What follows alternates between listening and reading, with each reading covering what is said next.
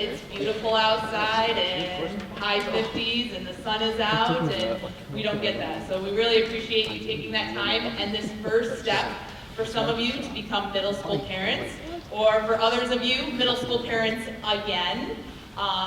It's a very challenging time in this transition. I'm sure a lot of you have mixed emotions about your babies leaving elementary school and coming into the middle school. But I promise you that we will give you some information that will hopefully help to ease some of those concerns, or confirm that you are ready for your child to leave and come to the next step in their schooling. But again, we really appreciate you coming out tonight. I'm Ashley McKenna. I'm one of the assistant principals here at the middle school. I do apologize, we are short tonight. Some of our administrative staff illness has come over, so Mrs. Wiggins and Mrs. Melissa Williams are not with us this evening, but their information is available online if you want to contact them. We all work as a team, so we share everything, but feel free to contact any of us as we go through, and as you come into the middle school, you will see lots of us at different things. So tonight, like I said, is that first step of coming and your fifth graders to start talking about their time here at the middle school. It's an exciting time. Middle school is its own challenge. If you've never had a middle schooler, start preparing yourself just as much as you prepare them. Their brains become whole different beings. And what you once thought of your child, sometimes I have parents go, I have no idea who that creature is that gets off the bus and comes home every day. But I love them, and I was like, oh, we always love them, but sometimes they just push a little bit, or they're just a whole different creature. They're trying to figure themselves out. They still are little kids, but they want to be big adults at the same time, which is why I love middle school. But here it is for us to start talking about things that you will want to know about the middle school, and then we'll have some opportunity that you can ask some questions at the end. Hopefully at the end of this, you'll kind of understand how we work as the middle school, and that our real goals here are to make children to start taking responsibility for themselves and their learning, so they can become young adults as they move into the high school and eventually become those young, successful members of society. Every part is a different transition, and throughout these 3 years, we see students grow and change tremendously. And it's great to see them, and then when they go to high school and you see them after that, to know where they started and where they end up. So hopefully you guys will all be ready for this journey with us, because it is a journey. Age appropriateness, this is often a challenge. Like I said, that combination of that young child versus that teenage young adult that's starting to develop can bring in a lot of challenges, but a lot of great things as well. The power within them is always so great that if we can harness that, the success and what the creativity that comes out of them is amazing. And the last thing is we want them to start demonstrating those study skills. A lot of times, this is the first time where they've had more homework, tests, and quizzes, and bigger projects, and they have 9 periods in their day.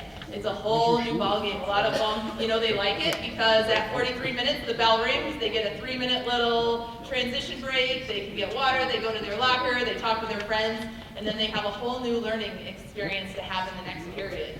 And that really helps a lot of kids, but it is a transition for them to get to their lockers and plan and schedule and their organization of where's their materials and, oh, I forgot this, and where that is. And our 6th grade teams, both of them do an amazing job of helping them to transition and to be able to see what they're able to do.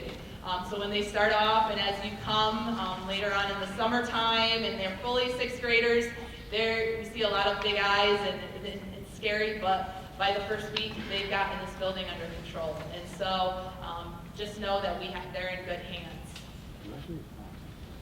All right, the first part of this program, we're going to talk a lot with our guidance staff who is here supporting me. So I do want to introduce them before I turn it over to one of our counselors to talk about academic programs. So with us here is our school psychologist, Emily Jordan. We also have one of our counselors, Christian Connor. Another counselor, Ashton Humps. And then Alyssa Williams. And so in addition to that, in our guidance department, we also have our social worker, Amy Bennett, who also could not be with us tonight. So at this time, I'm going to turn it over to Alyssa Williams to kind of talk about academics. Thank you. I'm going to just scoot over so I don't get any feedback. So the plan at the current moment is that I will be working with your children next year as they enter into 6th grade here with us. This is currently my 20th year here at Vestal. So some of you I may have had as students. I recognize the names in the computer, so now I get to have your children, which is a really neat thing to have happen for me. Coming into 6th grade will be, I hope, a great experience for your kids. There's about 275 kids in this class. So Vestal Hills folks have about 88 kids coming in, so they're the largest group. Tioga Hills, we're on the lower end at like 36 kids. So it will definitely be a big transition coming in and coming together with all 5 of those elementary schools, but we do a really nice job of mixing the kids up together so they get a nice opportunity to see friends that they have already, or friendship, meet some of those friends again that they may know from the elementary schools, from sports, musics, and such outside of school. So the kids will be placed onto either team 6A or 6B, and like I said, that really is a random process. We look to balance them pretty evenly. And I'm going to go through the classes that your child will take. They will definitely have a very good idea of how to read their schedule before they come in to see us here. The elementary counselors do get samples of those schedules, not your child's in particular, but just samples of current 6th graders. And they do a lot of pre-teaching and lessons with the kids prior to them coming to us. They do some information on the tours that they're going to have in late May. And then they will go over the schedule. So hopefully your child can do a really nice job of also sharing with you what they will be taking, but you'll have this nice handout to take home. So we will have first the 5 core classes that they will take in 6th grade. So they will take language arts, math, science, social studies, and reading. So right there is 5 periods of their day. All right, 5 out of 9 periods make up what we call the core classes. And these are the team classes. So if your child is on 6A, say they meet Johnny in math class, they might not see Johnny the rest of the day. But if they have math with Johnny, that means Johnny is on their team and has the same science teacher as them. A lot of times they like to know that so that if they're out sick or they meet, see Johnny at lunch and say, well, I never saw Johnny again the rest of the day other than math, but I saw him at lunch. They could still understand this is a resource for you, somebody that you could use if you're out sick or have a question about an assignment. They would have the same assignment from, say, a science teacher, but they might not actually have class together. And right down at the bottom, we share that the kids start learning their world language in 7th grade. So right around this time next year, that's something that I will be talking with them about in their classroom. So they will either choose from French, Spanish, or German. And this year, hopefully continuing on into next year, our language teachers did a really nice setup here in the auditorium lobby, and one of their team teachers brought them on down to get some information from those world language teachers prior to making their decision. Okay, now we have the special areas. So these are classes that your child can have with students from the other team. So they are intermixed. So I know sometimes the team piece is such a big deal to the kids because they want to be on team with their very best friend or friends that they currently have, and they think if they're not on the team when they pick up their schedule that day in August, that it's like the end of the world because they're never going to see them all during the whole day. But there's a very good chance that they could have a special area class with them and or a study hall, and of course they will definitely have lunch with those friends. So special area classes. First we have PE. PE is every other day, so similar to what they're experiencing now, it'll either be on odd days or even days. They have to have sneakers on their feet or with them in order to be prepared. So preparation is part of the grade in PE along with participation to the best of their ability. So that's an every other day class. So if we're thinking, we already went 1 through 5, PE could maybe be period 6, rotating with something. And you know what, I'll throw in that it will rotate with maybe their music selection. Okay, and I'll cover music in the next slide, which your children, hopefully you've already heard about because they brought their lovely form home that everybody has turned back in. So when I cover music, we'll look at that going maybe opposite PE. We have family and consumer science, which is like the old home economics. If you took that a long time ago, I know that I did. We've changed the name, right? Or the state has changed the name. And we do things like cooking, sewing, there's a nutrition unit, definitely a very lengthy career exploration unit. So they will do 10 weeks of facts. So we'll look at that making up period 7. Okay, so 10 weeks of facts, 10 weeks of art, which they're all used to taking throughout elementary school. And then we have 20 weeks of computer studies, which is a large keyboard unit along with some internet safety. Okay, so 10, 10, and 20. And we'll say again, that would make up period 7. Very late in the day, lunch is definitely not 8th period, but I'm late bringing it into the schedule. So if we looked at an 8th period, we'll say that that will be lunch in my pretend example here. But your children actually have lunch period 5. So we do lunch by grade level in the middle school, so 6th graders have a 5th period. Right around 10:45, okay, folks, I should know that by now, but they changed the times like 4 years ago, and I cannot remember them anymore. So right around 10:45, it is 43 minutes, just like every other period of the day. But please remind them they will have lunch with the whole grade, so it's definitely in a really big, large cafeteria, but it'll be a great chance for them to meet new friends and get to see their current friends that they have from elementary school. Down at the bottom, we just have a little notation, and some families may have already heard this if they've been through their students' IEP meetings. Sometimes, depending on services that students require, the special area classes like art and facts and computer studies may not fit into the student's schedule. But that would be something that either myself or the elementary counselor would talk with you about as we come into the middle school. And then we have music. So again, I saw lots of nodding, but you saw those nice purple sheets come home and you signed those. I already have one school back, so I'm really excited about that because they don't have to be back to me until this Friday. So we have the music options, and kids have the option of choosing between band, chorus, and orchestra, general music, and also beginning band. Okay, so the band, chorus, and orchestra, those would be, along with beginning band, would be our performance musics. And so kids on their sheet either had to put a check mark if they just chose one.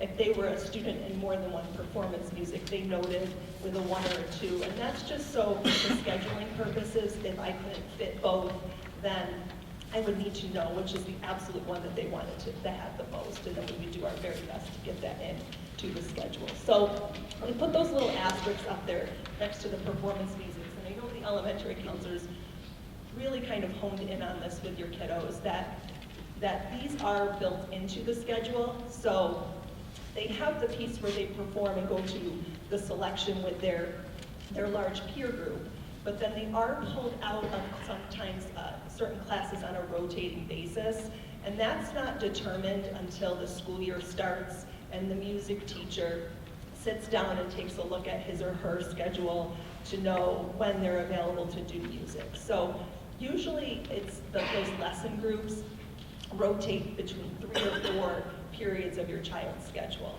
It's usually on a specific day of the cycle. So if my trumpet group has lesson on day 1, my lesson is always on day 1. Okay, but then it would rotate through maybe 3 different periods. It could be first period math, the first day 1, the second day 1, it's third period phys ed, and the third day 1, it's 7th period art, just depending on my schedule and when the music teacher makes their lesson schedules, okay? And when I miss class, I am responsible to work with that teacher. What happens is the kids get a little pre-signed pass that they have to pick up. They go to class, let the math teacher know that they have a lesson, show them the pass they have. Unless they have a test, they do have to leave to go to the lesson. Okay, so then they leave to go to the lesson, and they would find a time with their math teacher, could be during lunch or study hall, to see them if it's something that they're concerned about missing, or they struggle with the work that's assigned for that night. They would want to make a time to go in and work with the math teacher during one of their free periods to make sure that they get caught up on the work that they miss. Okay, so they really hone in on talking about that, because I know we definitely have kids who are interested in more than one performance music. And we really do want to encourage them to continue doing those things that they love, this is a good time for them to work on navigating that time management piece, right? Because we're navigating coming over to middle school, many different teachers, and then sometimes with lessons, if we have 2 musics, we have 2 lessons to go to, which means we miss more class time. So if that's something that they are struggling with as the year progresses, you would just need to give myself or your music teacher a call and we talk through that together. Okay. General music class is not performance music, so there's no lessons associated with that. And that class is 3 out of 6 days per cycle. The first 3 musics here are 2 out of 6 days. And then if your student signs up for beginning band, because it is an introductory music performance group, that is 3 out of 6 days. Okay, so I know there's a lot going on with that piece, but hopefully they came home and talked to you about that and were able to explain some of that to you. The one school that I got back, it looked like the kids made pretty educated decisions. And I did have the elementary counselors call over to check in on a couple of things. So it's important for you to know that we're in pretty good communication about those things. If your kid has a question and they're not sure how to answer that when it comes to music or anything else, they call over, talk to us, and then make sure the student gets the information they need. Okay, and then lastly, this is not a piece that applies to scheduling for 6th grade, but it does apply to the workload piece, the grade piece, and so on. So as your children come over to middle school, we do grade on a 0 to 100 scale. So that's something that will shift for many of the kids coming over. So we are aiming to do the very best that we can. 65 and up is considered passing. Right around this time, actually, really more in a couple weeks, but late March, early April, all families in the 6th grade will get a letter mailed home to them, and that letter will share with you what level classes your child has been selected or determined to take from the teachers for 7th grade. So we do offer honors classes in 7th grade for math and science, and those are based on a teacher recommendation. And the recommendation not only comes from the classroom teacher instructing that specific class, but the whole team does meet as a group when those recommendations are being made. Because some of these pieces, as you can see, the attendance piece, obviously the math teacher should have a very good idea of that student's attendance up until that point. But they're gonna look at things like their work ethic, a strong interest in that subject area.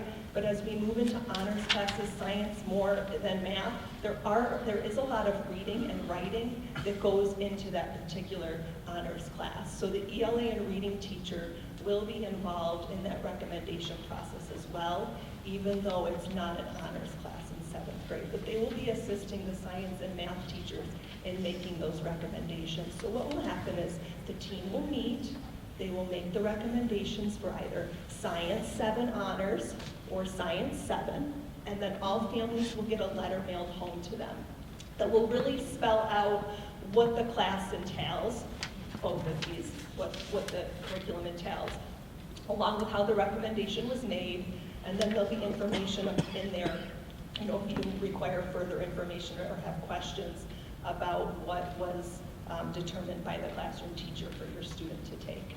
Okay, so we'd like to share that information with you right up front so that you do understand they're looking at really the first 2 marking periods, and then we're probably about 7 weeks into the 3rd quarter when the recommendations are made from the classroom teacher. So, and we understand that initially the transition can be a struggle for some, but what we've noticed and noted is after the first couple of weeks pass, kids really do adjust very well. The teachers work well together. We do a team approach here so that they can collaborate. They can work together when it comes to nightly assignments, along with how many tests or quizzes we're having in a week, and try to make sure the kids get a good balance throughout the week so that they're not having 4 tests in one night or in one day, right? We're going to study for 4 tests in one night. So they do use what they have called the team time I mentioned, which is a period during the day where all 5 of those classroom teachers are available. They meet together as a team, but that's also the time that they're available to have a parent conference if that's something that is as needed. So that's something that's a little bit different from elementary to middle school, is that not every student's family has what's called a parent-teacher conference that you're used to having scheduled with that elementary school teacher. The conferences here are done as needed. There'll be a point person on the team that will schedule a date and time with you to come in. So you may call or email the classroom teacher, but you may also be getting a call or an email from that particular point person saying that they would like to have a team meeting with you during that team time, okay? And that, again, that's what they use that time to sit down and meet together to make those recommendations as well. I'm going to pass it back to Mrs. McKenna. Thank you, Mrs. Williams. All right, so the next part, she kind of went over the basics of academics, but in addition to that, we do have support services that we offer students, because we do know that students come on all different levels in their academics, and sometimes they need a little bit more support in an area than others. Some of you may already be aware of special education services, because you're starting to have the annuals for your fifth graders coming in. You've probably seen some of our staff at those meetings and been able to ask some questions. But here, as we're going through middle school, we still offer those special education services that the elementary does. We have resource rooms, we have direct consultant teacher, where a special ed teacher is in some of those classes. We have smaller classes that are specially designed instruction, as well as a specific testing room for students to receive their testing accommodations that is run by one of our paraprofessionals here at the middle school. So as you're going through, like Mrs. Williams said, sometimes those accommodations in those classes that they're required to have per their IEP do take place of some of those other classes in their schedule, because again, they only have 9 periods a day. So again, we have English and reading supports, so we have a resource room designed for reading and writing. We also have some specially designed reading classes. We often call them small group reading, where those classes generally are all about 5 students, because a resource room, we don't do more than that, and they work on reading skills, and a lot of those are with our reading specialists here, and they're specifically working on certain things with decoding and comprehension, and the kids kind of can progress through that, and a lot of times then they'll progress to like maybe a regular resource room. We also have the math resource rooms that really work on those math skills. And again, resources rooms are designed for students that maybe are not at grade level and need some extra reteaching, some smaller class design to be able to kind of build that gap of where they're at to where they should be here at the middle school. Another one we have is a resource room for organization, and that's for some students who are disorganized in many areas. Maybe it's writing, maybe it's their personal organization skills, and you may be thinking, hey, my kid could fit there all the time, because middle schoolers, their organization skills are all over the place. But this is really specially designed instruction for kids that we know are struggling with some of that ability inside, not just our typical thing. Because if you went around and saw some lockers right now, you'd be amazed. And that's why we try to do locker clean out on a regular basis throughout the middle school. But back to some other special education things, we have what's called AIM classes, and this is our 12-1-1 program. So it's a class designed where students in there they do the same curriculum, but they take it at maybe a slower pace, and that teacher may modify it a little to meet the needs of the students in there. Those classes only have up to 12 students in there. There's one special education teacher that teaches it, and then they usually have a program aide that's tied to the English class, the math class, and then they have a support class. Just because a kid, if you have a student that's in the AIM program, you don't have to be we don't have everybody there in all the programs. Sometimes math is an area that they need that AIM class, but they can be out in their regular ELA class with some supports. So we do try to make it so that we can work on that independence in building those skills for those students so that they can reach their grade level. And then again, testing accommodations, which the teacher will work with that para that's in there, will say what the kid needs, and they'll schedule and be able to make sure that the kids get what they need so they can really show on their assessments how much they're learning or where maybe they need some extra supports. And any of those questions, as you're going through, if you have a student with an IEP or 504 for some accommodations, please ask questions at those meetings as they're continuing through the spring, and ask your counselors or the school psychologists. And then if you have questions here and you want to call the middle school, we can offer support as well. We also have some general education supports that are not tied to IEP or 504. And so this means that any student, they could be a special education student, but any student here at the middle school may take one of these classes if they fit some of the criteria. And these are for students who are struggling, but they don't have as big of a gap that they would need special education support services.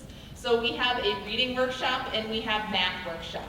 And both of those are done by a math teacher or the reading teachers that we have that also do some of the special ed small group reading classes. And these workshops are run that they're every other day, so a student would have them 3 out of 6 days. And they're designed to kind of help build maybe smaller gaps or work on some skills that they need right then and there. And a lot of times they progress monitor them. Students are able to get out of workshops as they show that they have mastered their skills and they're able to do that. That doesn't mean they're perfect at everything, but they're really back on grade level. And the teachers take time. They're small classes. Again, we try to keep these classes anywhere from under 10 kids so that the teacher can really work on the skills, working on multiplication, working on breaking down some tasks. Both of the teachers that we have in 6th grade that work with that, they also work with the teams so that they can get what's going on in class and be able to support the kids outside of that a little bit with what they need. And kids that go into these workshops, there's many avenues that they kind of approach this. One is that there's recommendations coming in from 5th grade. So the counselors meet with the elementary counselors and they talk about some kids. Some of your students may already be receiving some AIS support, and so some of them they'll say, yes, this is something they need, and we have evidence that we show what's happening in the classroom. State test scores are part of it, but only a small part of it. Teacher recommendation work, the STAR assessments that we use. We take all of that data and we really review, is this where a student needs? Are they need a little bit extra to get to that spot at grade level.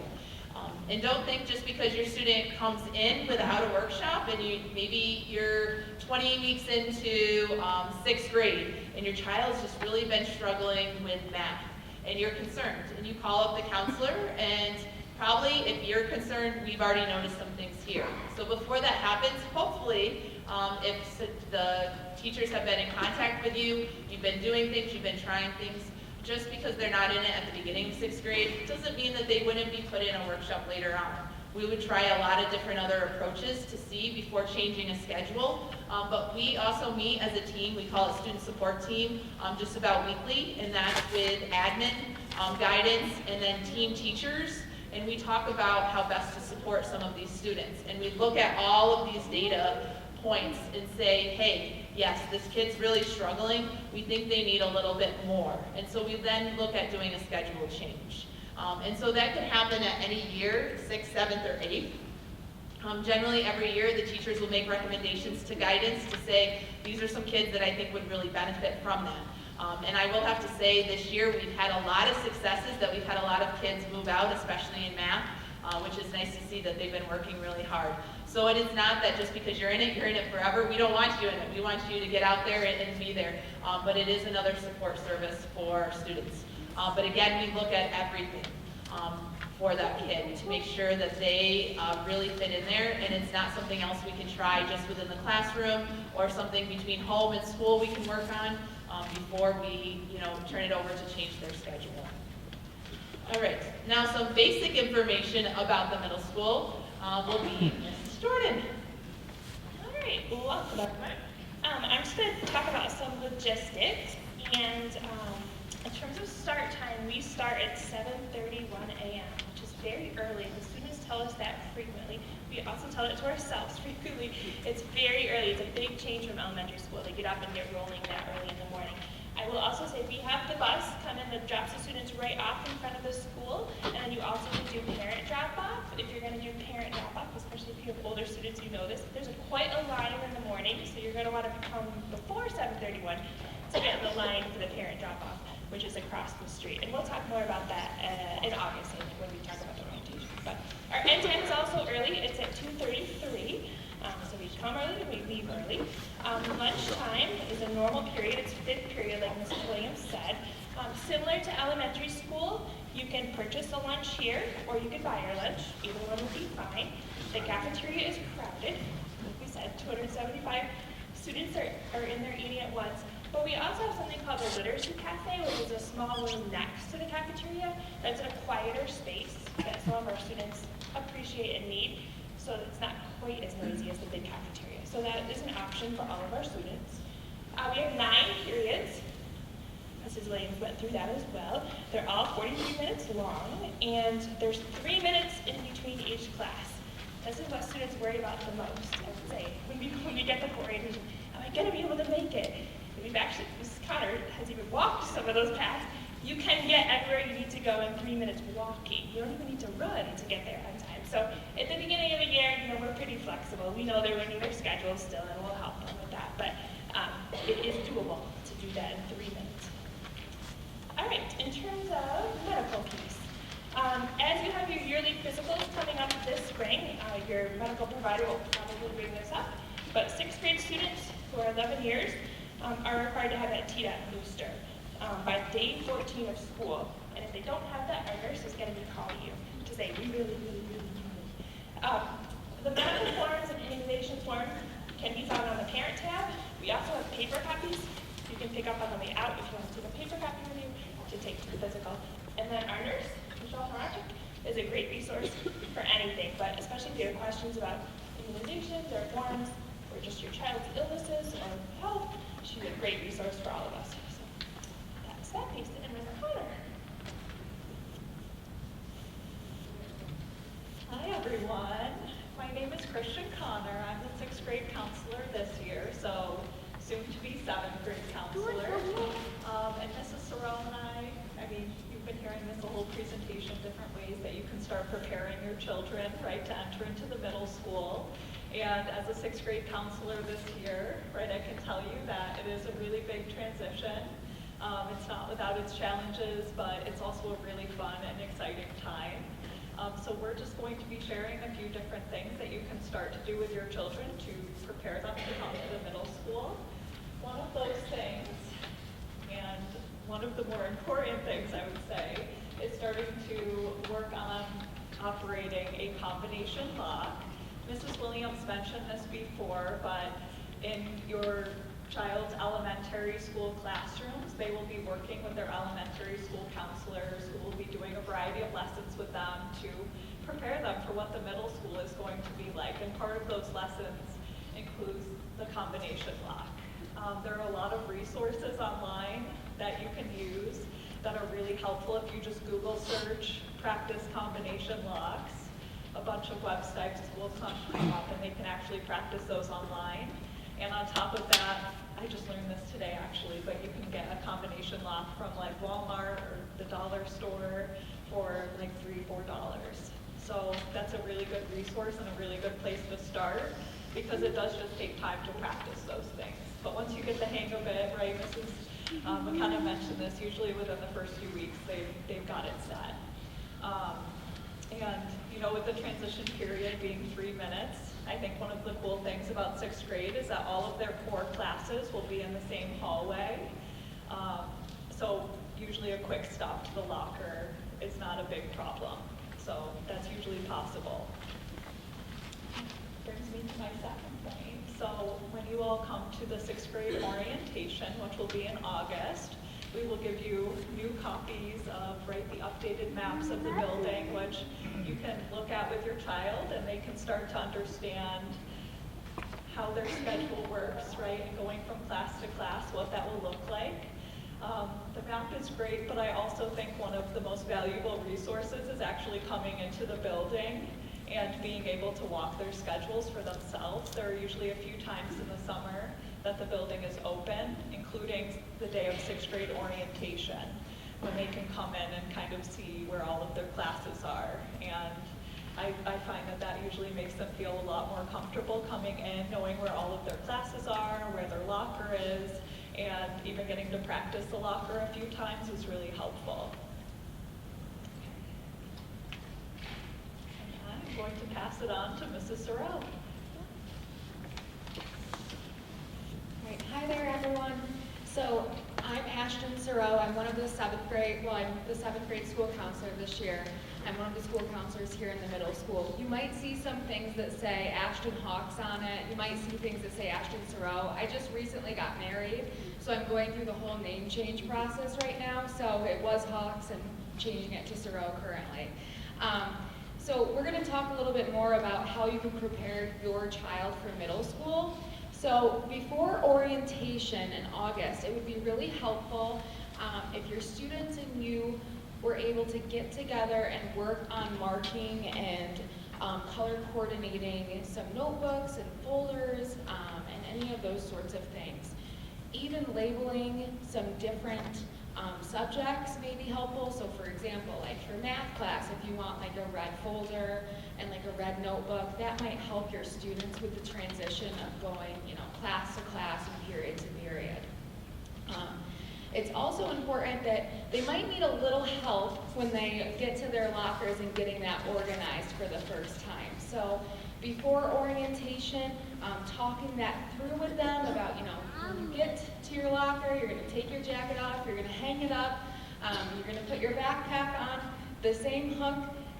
Some of these things may seem like common sense, but sometimes it may be overwhelming for students when they're going to a locker for the first time. Even walking through like where you keep your pencils in your locker so that you can easily grab those might be some things that could be helpful conversations before they get here to the middle school. So some other things that you guys can think about before they come here is that you could set up a plan with your student to check their agenda every night. So each of our students should be writing in each of their class periods if they owe any homework, if they have anything that they need to be studying for coming up. And in their agenda, you could also look that over with them to see what they need to prepare for the next day or in the upcoming week. You can also see if there's any completed homework assignments that they've already done and ask to check them. That sometimes can be helpful just with that transition from going to the elementary school to the middle school. There's also the parent portal. So that could be a resource for you guys to just go on and just see your child's grades and assignments so that you guys are staying on top of the different things that the kids will be learning while they're here. And then also students are able to access student portal. So they will be able to go on and see if there's anything that they have due, maybe that they have some assignments that they need to prepare for. So that's a great resource as well. And then also setting up a homework or study space for your child in advance before they come here to the middle school can be helpful. So for example, I have a 7th grader who actually, he just this year got a brand new desk and he's set that up in like a corner in his dining room.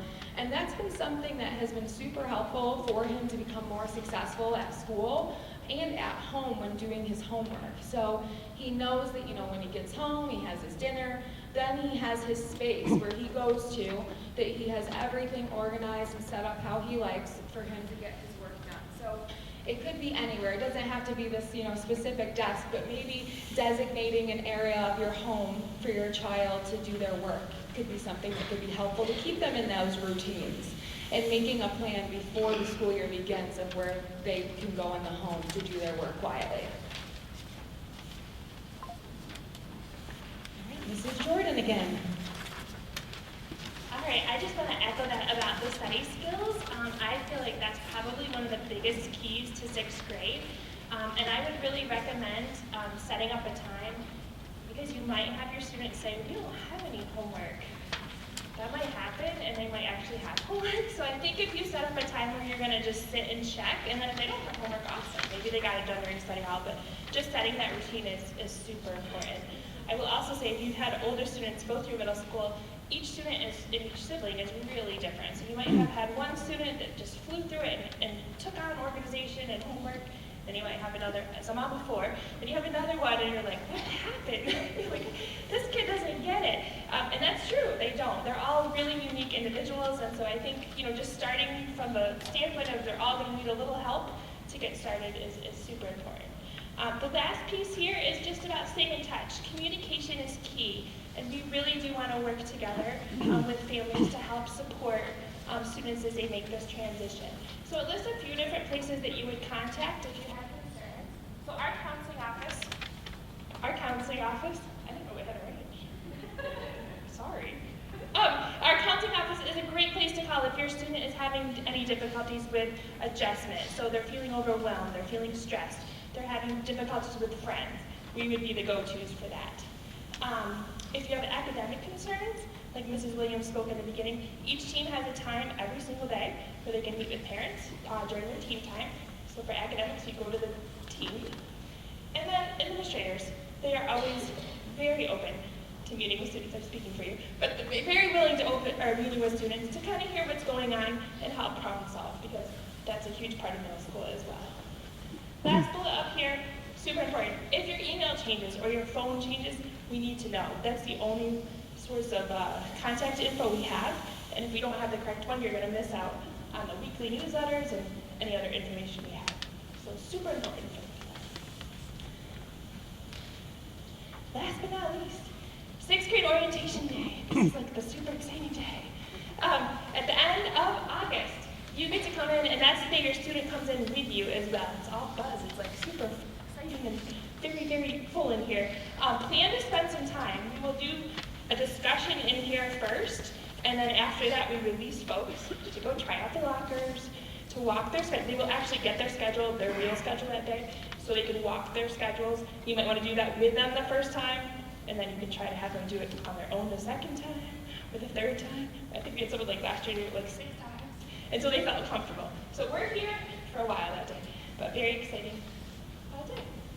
I believe that's it.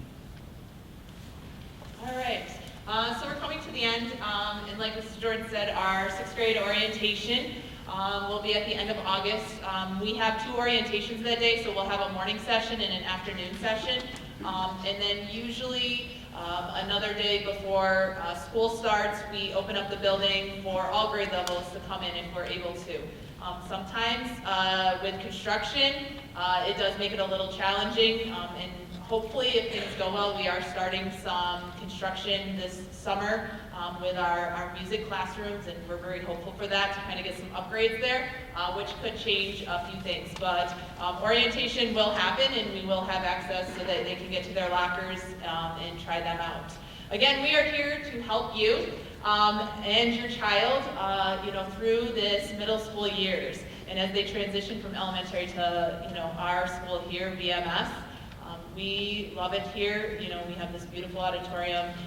Kids we try to do as much fun things as possible, but it is academics. We try to make sure that kids understand that there's a lot of things that they are starting to do as young adults and what they want to become, and setting goals and working on things. So, it's not just the tests and quizzes, but it's that bigger picture as well that we want them to work on. Social conflicts. Things with, cell phones and social media, things that happen out there. Their friends start to change because they go from, their class that they've known, some cases K through 5th grade, and now they're opening up to all of the 6th graders that are here from all the elementary schools. And there's a lot of things. So this is why guidance and admin really work very closely, and we support each other, and we try to work as a team and include you in that other part of the triangle. And then we have another triangle that also includes, their academic teachers. So we really thank you, for taking the time tonight. Here's some numbers so you have them. Before I kind of wrap it up, is there any major questions that, anybody has that they would like to just bring up? We finished in some good time, so. I know it's a lot, it's a little overwhelming. We kind of finished it in about 43 minutes, so you sat through almost a full period, just like your students would. Yes? So, we have 2 teams. Average class size is probably close to like 29. I won't, that's what's kind of happened. What's nice is Vestal is growing in population with all of our classes, and that's great. But it does make our 6th grade teams, because we do have only those 2 teams there, so classes are larger. Anything else? All right, again, I know, yes, sorry. Are the lockers large enough to hold the music instruments? No, so the music instruments are held in the music rooms. They have specific cubbies and areas that they'll keep there. And then depending on, like an orchestra, sometimes if you play bigger instruments, they will have one for the students to use during rehearsal time, so they don't have to be carting their personal instrument back and forth, and they can leave one at home. But all those other ones, students are assigned, like in the band room, they have a cubby that they'll put their instrument in for the day, so it's safe. They don't have to worry about falling out of the locker or damaging the locker. It's a nice, safe spot for them to put in first thing when they get off the bus or get dropped off in the morning. And what's the cell phone policy? Currently, our cell phone policy is that students may use their phones between classes, that 3-minute passing time, and at lunch. Other than that, students should have their phones off and away for the rest of the day, as soon as the day starts at 7:31. But that is the current policy, so there are talks that have been out there. I think if you've seen anything with the Project Golden Bear and stuff like that, the district has conversations about personal devices and what they want to see going forward with that. So I'm not saying there couldn't be changes, but that is our current policy. Yes?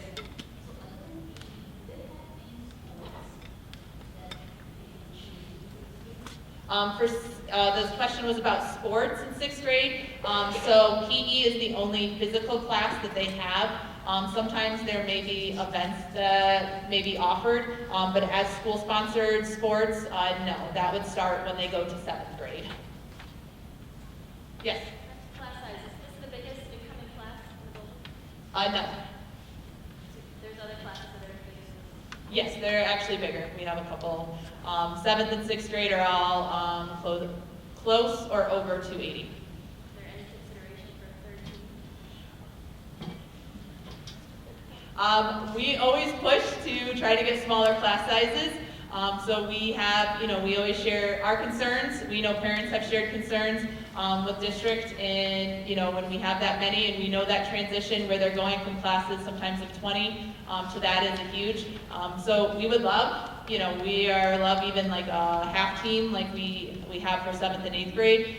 So I know it has been put out there, but it does create a financial thing, so sometimes it's not there. But district is aware, and I think they support it. I think sometimes it's figuring out all of the other things that are beyond me of how that will work and when that will happen or if it will happen. So we do hope sometime in the future that will be as we see the growth in each class is coming up.